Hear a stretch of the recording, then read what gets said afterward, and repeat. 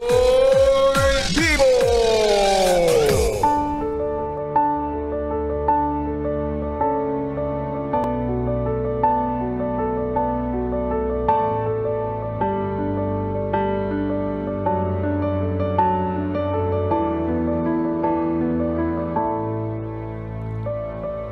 Yes, friend, ako'y nagbabalik, DJ B-Boy Bibo, para sa ating tuloy-tuloy na BB Time tungkol sa sulat ni Lenlen.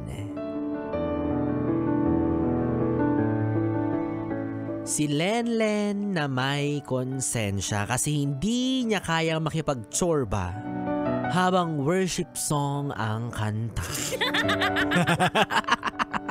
Hoy, kahit sino naman, 'di ba? Tsaka dapat lang naman talaga, hello. O alalahanin niyo ang buhay natin ay isang reality show, 'di ba? Parang PBB. Oo, laging may nakamonitor sa atin, laging may nanonood sa atin na hindi natin nakikita, kaya umayos ka sa mga ginagawa mo. O, 'di ba? Dapat lang na makaramdam ka ng hiya at na konsensya, 'di ba? Nako. Kasi naman ang awkward naman nangyari kay Ate Lenlen, 'di ba? Si Ate Lenlen na nag-e-enjoy. Talaga nga namang nilalasap ang sarap ng moment dahil kasama niya ang kanyang crush na si Kyle. At ayun na nga, nasa momentum na sila kung saan sila ay nagmamagic. Sabay bugs, merong intervention. Diba? So, lesson learned, no? Para sa mga kagaya ni Ate Lenlen at lalo na sa inyong mag-partner, lalo na ngayong gabi. Alam kong meron sa inyo mga nagmimilagro sa mga oras na ito. At si B-Boy Bibo ang background nyo, bahala kayo sa buhay nyo. Tatakpan ko na lang yung tenga at mata ko. Wala kayong maririnig mula sa akin at dapat wala rin akong maririnig at makikita mula sa inyo. Diyos ko po, Rode. Diba, lesson learned to para kay Lenlen na sa susunod na magmamagic kayo, gumawa na kayo ng playlist. Diba, yung maayos-ayos. Ano ba yung mga bagay na kanta kapag ganyan? O, kunyari, yung salamin-salamin, ganyan. Pantropiko, yung mga ganyan. Diba, dapat yung pinapakinggan nyo yung mga, pwede rin yung mga, diba, yung may mga saxophone. O, yung mga saxophone instrumental na kanta kagaya nito. Yan. Ganyan dapat ang tugtugan. Di ba, para ganahan ka lalo. Ganyan yung mga tugtugan. Kasi gusto daw ni Ate Lenlen yung mga classic. O, yan yung mga bagay. So, ibibigay ko sa iyo yung playlist mamaya na bagay sa mga pagmamagic ninyo ng jowa mo or ng crush mo, ha? Or pwede rin naman, di ba, yung kanta ni Bruno Mars. Yung Versace on the floor. Kasi hindi ka naka-Versace, kaya nakatay-tay ka lang na t-shirt. Kaya okay lang din naman yun. Okay din naman yung yung let's Marvin Gaye and get it on. Come on. Or eto, last resort, ha, last option para sa'yo. Pwede namang habang nagmamagic kayo, nakikinig kayo sa amin, di ba, sa Yes FM. Ano na lang ba yung may ginagawa kayo dyan, tapos ang tugtog nyo, mula nung makilala ka, ikaw nang nasa puso ko. O, di ba, pwede rin siyang love song.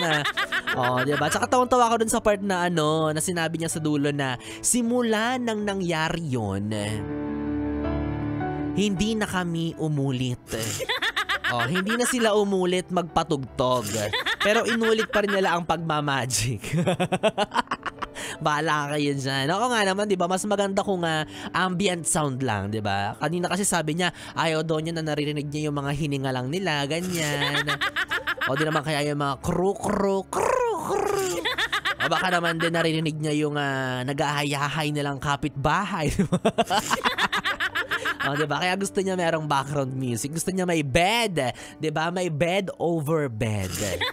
Ayan, no? Maraming salamat, Lenlen, para sa pagbabahagi ng iyong sulat para sa ating BBC or B-Boy Bibo Confession. So dahil dyan, dumako naman tayo sa pamimigay ng papremyo sa gabing ito o pangdagdag points sa langit dahil sa kahihiyan na ginawa ni Lenlen, no? Nadamay patuloy si B-Boy Bibo.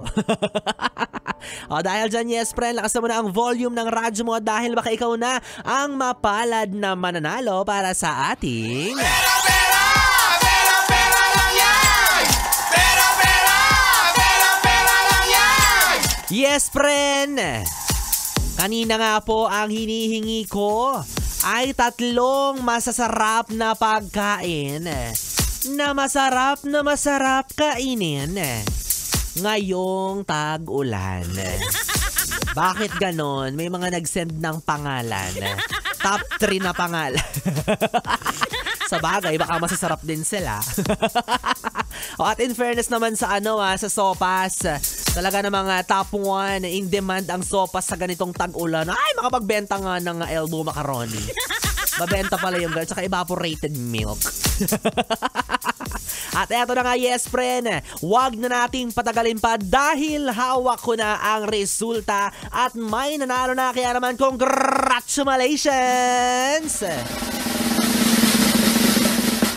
Mariela Pablo!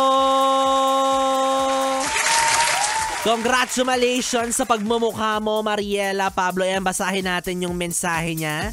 Ang kanyang mga kasagutan. Sabi niya, good evening, Poging DJ B-Boy Bibo. Ang masarap na pagkain tuwing tag-ulan ay number 1, sopas yun. Number 2, ginataang bilo-bilo. At number 3, ginataang lugaw sa munggo. Alam nyo, curious ako sa lasa nitong ginataan sa munggo hindi ko pa natatry yan, pero sabi nila masarap daw yun. Pero sana makatikim naman ako. Bekenemen! Sabi niya, lagi po akong nakikinig. Ako po ay mula sa Antique. Tapos, pinakita niya, sinearch niya na nakafollow siya sa Facebook page ni DJ B-Boy Bibo. Sabi niya pa dito, sobrang pogi. Well.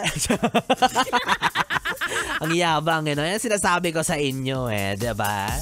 Ang inihingi ko, 3 pagkain na masasarap tuwing tag-ulan. Ang ending, sa akin kayo nasarapan. Wow. Kapal lang mo kami, boy, nakakasukail. Mariela, kung narinig mo to sa mga oras na ito, ang kailangan mo namang gawin ay mag-send ng iyong valid ID at syempre Gcash number kung saan namin ipapadala ang iyong premyo. At ikaw, yes friend, wag kang malungkot, wag kang malumbay. Kung gusto mo rin nakaparahan at kung gusto mo rin manalo ng papremyo, tumataginting na 500 piso, go lang, diba? Sali ka lang ng sali hanggang sa matsyempohan mo ang biyaya mula sa Yes FM. Ang kailangan mo lang gawin ay makinig araw-araw, tumuto kung sinong DJ ang pwede at posible at magbibigay sa'yo ng tsansang manalo ng tumataginting na 500 piso para sa ating Pera lang yan! Pera lang yan!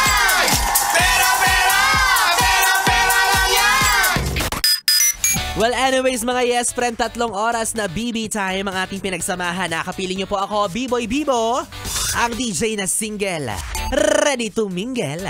Basta walang label. Magkasama at magkarinigan po tayong muli bukas, araw ng Sabado. Woot woot! Happy weekend! Makakapiling niyo po si B-Boy Bibo mula 2 p.m. to 6 p.m. para sa ating programang Stick to One, mga kantang OPM, hatid sa inyo ng 101.1 Yes FM. Solid! Good night, baby! Mwah, mwah.